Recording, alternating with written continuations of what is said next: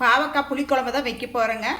மசாலா அரைச்சி போட்டு வைக்க போகிறோம். வாங்க அதை எப்படி வைக்கலான்னு பார்க்கலாம். வாங்க, நல்லெண்ணெய் ஊற்றிக்கலாம். கடுகு, உளுந்து, சீரகம் இது மூணும் போட்டுக்கலாங்க. வெந்தயம் என்கிட்ட இல்லை, நீங்கள் வெந்தயம் போட்டுக்குங்க. கொஞ்சம் பூண்டு போட்டுக்கலாங்க. சின்ன வெங்காயம், கருவேப்பிலை, மிளகாய், வரமிளகாய் ஒரு பக்கம் வணங்கிட்டு இருக்குதுங்க. சீரகம், மிளகு, வரமிளகாய், கொத்தமல்லிங்க இது வறுத்து பொடி பண்ணிக்கலாங்க. தக்காளி பழம் போட்டுக்கலாங்க. உப்பு போட்டுக்கலாங்க. பெருங்காயத்தூள் கொஞ்சம் போட்டுக்கலாம். பாருங்க, வறுத்து எடுத்துட்டேன்.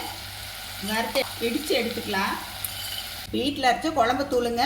மிளகாத்தூள், மஞ்சத்தூள் போட்டுக்கலாங்க. புளி கரைச்சி வச்சுருக்கேன்னு பாருங்கள், இதை ஊற்றிக்கலாம். குழம்பு தேவையான தண்ணி ஊற்றிக்கலாம். தட்டை போட்டு மூடி வைக்கலாங்க. பாருங்கள், நல்லா கொதிச்சிட்டு இருக்குது. வணக்கி வச்ச பாவக்காயை போட்டுக்கலாம். பாருங்கள், பாவக்காயை போட்டுக்கலாம். மூடி வைக்கலாம். வறுத்த சீரக மிளகு இடித்து எடுத்துக்கலாங்க. ஒரு துண்டு வெல்லம் போடுறேன். இந்த புளிப்புக்கு பேலன்ஸ் பண்ணுறதுக்காக தான் நான் போடுறேன். இடித்து எடுத்து சீரக மிளகு, மல்லி போட்டுக்கலாங்க. எவ்வளோ சூப்பராக இருக்குது பாருங்கள். பாவக்காய் இடித்து வச்ச புளிக்குழம்பு சூப்பராக இருக்குது பாருங்கள்.